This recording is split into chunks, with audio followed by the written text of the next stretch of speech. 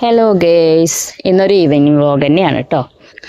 അപ്പോൾ ഇന്ന് ചായക്ക് നമ്മുടെ തട്ടുകട സ്പെഷ്യൽ ഗ്രീൻ പീസ് മസാലയാണ് ഉണ്ടാക്കുന്നത്.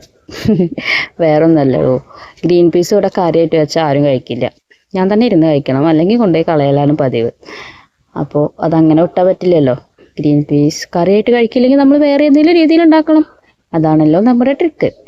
അപ്പോൾ ഇങ്ങനെ ആലോചിച്ചപ്പോഴാണ് ഗ്രീൻ പീസ് മസാല ഉണ്ടാക്കാമെന്ന് വിചാരിച്ചത്. പിന്നെ എൻ്റെ ഫേവറേറ്റിൽ പെട്ടതാണ് ഗ്രീൻ പീസ് മസാല. അപ്പോൾ എന്തായാലും ഉണ്ടാക്കണം എന്ന് വിചാരിച്ചു. അങ്ങനെ അതിലേക്ക് ആവശ്യമുള്ള ഉള്ളി, പച്ചമുളക്, മല്ലിച്ചപ്പും കോഴിമുട്ടയും ഗ്രീൻ പീസുമാണ് ഞാൻ എടുത്തിട്ടുള്ളത് കേട്ടോ. ഇനി വേറെ എന്തെങ്കിലും ഇടുമോ എന്ന് എനിക്കറിയില്ല. ഞാൻ എൻ്റേതായ സ്റ്റൈലിലാണ് ഉണ്ടാക്കുന്നത്. അപ്പോൾ അതിലേക്കുള്ള ഉള്ളി കുനുകുനാന്നായിട്ട് അരിയാം. നമ്മൾ ചോപ്പർ ഉണ്ടെങ്കിൽ അതിലിട്ട് ചോപ്പുന്നതാണ് നല്ലത്. എൻ്റെ അടുത്ത് ചോപ്പർ ഇല്ല, ഉണ്ടായിരുന്നു, അത് കേട് വന്നു.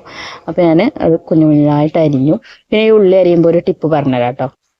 നമ്മൾ ഈ ഉള്ളി അരിയുമ്പോൾ കണ്ണിൽ നിന്നൊക്കെ ഇങ്ങനെ വെള്ളം വരുമല്ലോ, അതിപ്പോഴും ചിലർ കഷ്ടപ്പെട്ടൊക്കെ ഉള്ളി അരിഞ്ഞതിൻ്റെ വീഡിയോ ഇപ്പോഴും ചില വീഡിയോയിലൊക്കെ ഉണ്ട്, എന്തെങ്കിലും കുക്കിംഗ് വീഡിയോയിലൊക്കെ ഉണ്ട്, പിന്നെ കഷ്ടപ്പെട്ട് ഉള്ളി അരിഞ്ഞ് കണ്ണിന്നൊക്കെ വെള്ളം വന്നിട്ടൊക്കെ കാണുന്നത്. പക്ഷെ അതിനൊന്നും ആവശ്യമില്ലല്ലോ, നല്ലൊരു എഫക്റ്റീവായിട്ടുള്ളൊരു വഴിയാണ് ഞാൻ പറഞ്ഞുതരാം.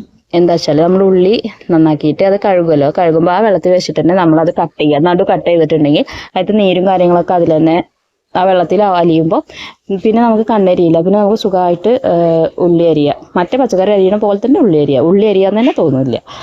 ഇപ്പോഴും അത് അറിയാത്ത കുറേ പേരുണ്ട്. ഉണ്ട്, ഞാൻ കണ്ടിട്ടുണ്ട്. അപ്പോൾ അവർക്ക് വേണ്ടിയിട്ടുള്ള കേട്ടോ. അങ്ങനെ അപ്പോൾ അതിക്ക് ആവശ്യമുള്ള മുട്ട നമ്മൾ എടുക്കുകയായിരുന്നു. അപ്പോൾ അതിൻ്റെ ഇടയിൽ എൻ്റെ പുത്രൻ വന്നിട്ട് ഹലോ ഗേയ്സ് കോഴിമുട്ട എന്ന് പറയുന്നുണ്ട് കേട്ടോ. അപ്പോൾ അത് പറഞ്ഞിട്ട് ചിരിക്കായിരുന്നു. ഞാൻ ഏട്ടനുണ്ടായിരുന്നു. അപ്പോൾ ഏട്ടൻ്റെ ഓൻ്റെ കാട്ടിക്കൂട്ടിൽ കുറേ നേരം അവിടെ നോക്കി വെക്കുന്നുണ്ടായിരുന്നു. അപ്പോൾ അതിൻ്റെ ഇടയിൽ കൂടെ ഞങ്ങൾ ഓരോ വർത്താനൊക്കെ പറഞ്ഞ് ഗ്രീൻ പീസൊക്കെ അപ്പോഴേക്കും വന്നിട്ടുണ്ടായിരുന്നു. അതൊക്കെ എടുത്ത് അപ്പോൾ ഏട്ടൻ അത് വെന്തോന്ന് നോക്കാൻ ടെസ്റ്ററായിട്ട് അവിടെ നിൽക്കുന്നുണ്ട്. അപ്പോൾ അത് എടുത്ത് കൊടുത്തപ്പോൾ ഏട്ടൻ സൂപ്പറായിട്ടുണ്ട്, അത് അങ്ങനെ കഴിക്കാൻ തന്നെ രസമുണ്ടായിരുന്നു. ഞാൻ വെറുതെ പറയാമെന്ന് വിചാരിച്ചപ്പോൾ ഞാൻ 2 മണി ഇട്ട് വായിലിട്ടപ്പോൾ നല്ല രസമുണ്ട്. പിന്നെ ഞാൻ വേഗം ഉണ്ടാക്കാതെ വിചാരിച്ചു, അല്ലെങ്കിൽ ആ ഗ്രീൻ പീസ് ഇങ്ങനെ എണ്ണ കുറയും. അപ്പം പിന്നെ നമ്മൾ മുട്ട മാത്രം പൊരിച്ച് കഴിക്കേണ്ടി വരും. അപ്പോൾ വേഗം ചട്ടി വെച്ചിട്ട് അതിലേക്ക് എണ്ണ ഒഴിക്കുക, പച്ചമുളകും ഉള്ളി ഇട്ടിട്ട് നന്നായിട്ടൊന്ന് വഴറ്റുക. കുറച്ച് ആവശ്യത്തിന് ഉപ്പ് ഇട്ടിട്ട് ഒന്ന് അടച്ച് വെച്ചിട്ട് ആ നേരം കൊണ്ട് ഞാൻ അവിടെയൊക്കെ ഒന്ന് ചുറ്റി നടന്നു. മക്കളെ കണ്ട ചെയ്യണേന്ന് അറിയണ്ടല്ലോ, സൗണ്ടൊന്നും കേൾക്കാമല്ലോ കുറച്ച് നേരമായിട്ട്. അങ്ങനെ ഉണ്ടെങ്കിൽ എന്തെങ്കിലും കുരുത്തക്കേടായിട്ടു പോയി നോക്കിയപ്പോൾ അവർ ക്യാരംസ് കളിക്കണം. അപ്പോൾ അവിടെ നിന്ന് കളിക്കട്ടെ വിചാരിച്ചു.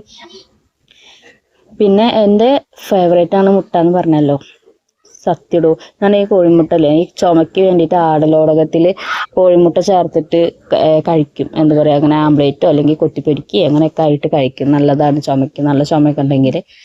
അപ്പോൾ എനിക്കത് ചുമ ഇല്ലെങ്കിലും ഞാൻ വീട്ടിലൊക്കെ പോകുമ്പോൾ അത് ചിലപ്പോൾ ഉണ്ടാക്കി കഴിക്കും. എനിക്ക് അത്രയും ഭയങ്കര ഇഷ്ടമുള്ള സാധനമാണ്. അപ്പോൾ മക്കളടുത്ത് പോയപ്പോൾ അവർ ക്യാരംസ്